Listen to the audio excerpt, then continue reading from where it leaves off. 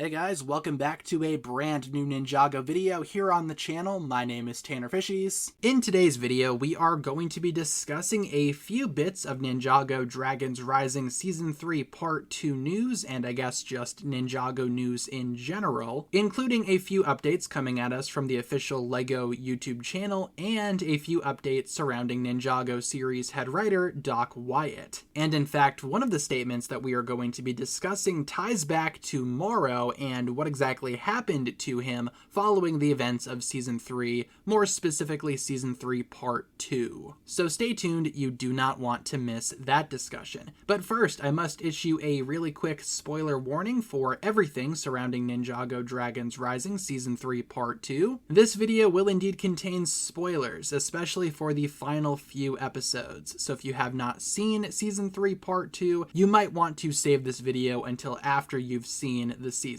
Also, just reminding you guys, as of right now, I do have a review up on the channel for every single Season 3 Part 2 episode. I will leave a link to the episode review playlist down below in the description. Check it out if you would like. So, going back to the news, just to start, we have ourselves a few updates coming at us from the official LEGO YouTube channel. For one, they have actually uploaded, as of right now, the first episode of Season 3 Part 2, Episode 11, The Hollow Ones, with the other episodes most likely coming later. If they follow previous patterns, probably one per week starting with episode 11. However, if you don't want to wait that long, but you would still like to watch the episodes on YouTube, LEGO does have a new live stream running on their channel as well, featuring, I imagine, all of Season 3, including Part 2. It doesn't really specify otherwise, and considering the last live stream that they did that came out before Season 3 Part 2 actually did not have the Part 2 episodes, obviously, I imagine this new updated live stream actually would have the Part 2 episodes. Again, can't imagine they would not. Of course, that's not a guarantee. This could totally just be the same live stream that they had a few weeks ago. As of right now, as of the time of recording, they are only on Season 2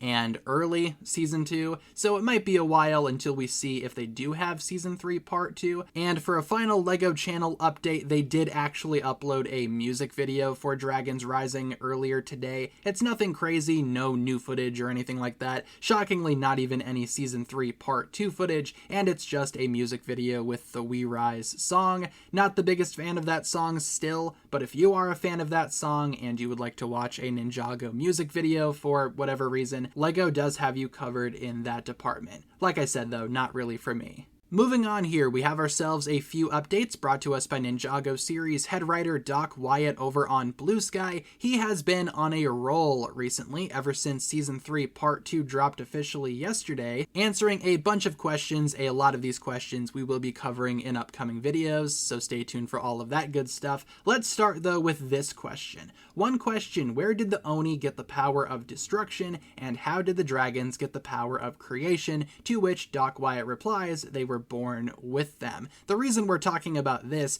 is because a lot of people were expecting creation and destruction to come from the source dragons. Obviously, we just had another Ninjago writer, Glenn Lacken, reveal a whole bunch of source dragons and what powers they possess. Creation and destruction, though, were not mentioned at all. Maybe because they don't come from the source dragons. Maybe those are just the natural powers of dragons and Oni respectively, and Wu and Garmadon just kind of inherited them through the bloodline of the first Spinjitzu master, who is part Oni and part dragon. So again, would not be surprised if creation and destruction actually do not come from the source dragons like traditional elemental powers do, because all things considered, they might not be considered as traditional elemental powers. Next up here, someone asks, just wondering, is Mini Pix alright, and will we ever learn about the pods that Zane and Pixel were in, are about? Doc Wyatt replies, yes and yes. So yeah, with the pods, we knew that already. The pods that Zane and Pixel ended up in are one of the long-running mysteries of Ninjago Dragons Rising, and we have heard before that that would be answered eventually. Nice to get the confirmation though, especially now that a lot of other mysteries, like the administrator's identity, have been confirmed to be non-existent. We will never get the answer to that mystery. Thankfully, the Zane and Pixel pod stuff will still be answered. Plus, Mini Pix is okay.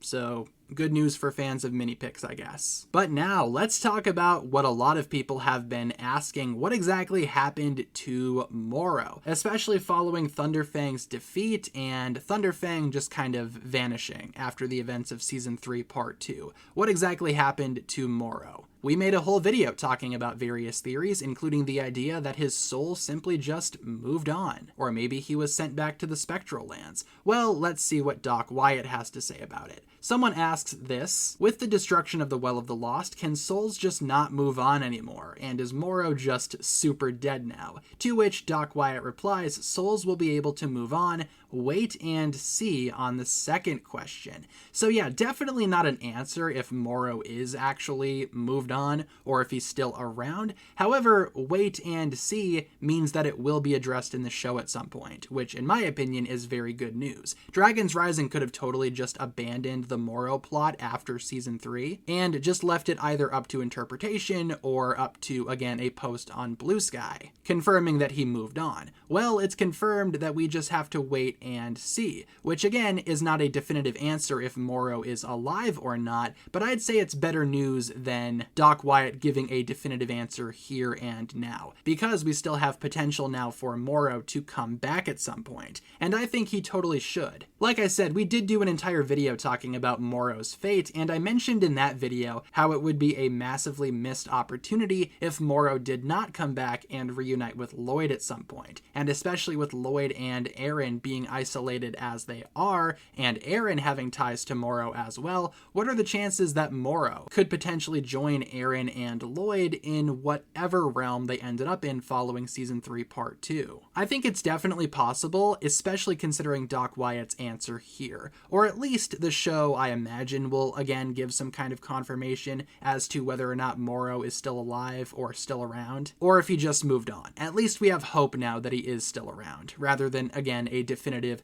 no, he's definitely dead. But with that being said, everyone, feel free to leave all of your thoughts and all of your comments down below in the comment section. What did you think of everything that we discussed in today's video, especially all of the stuff surrounding Morrow, and I guess the other Doc Wyatt related questions and answers as well? Hopefully you enjoyed today's video, and hopefully you stay tuned for future uploads, because we still have so much to talk about surrounding Season 3 Part 2, and again, a lot more Doc Wyatt statements, so stay tuned for all of those discussions. In the meantime, thank you so much for tuning into this one. Again, leave all of your thoughts down below, and hopefully you enjoyed this one. If you guys did, feel free to like and subscribe, do all that fun stuff, and I will talk to you guys again very, very soon. Peace.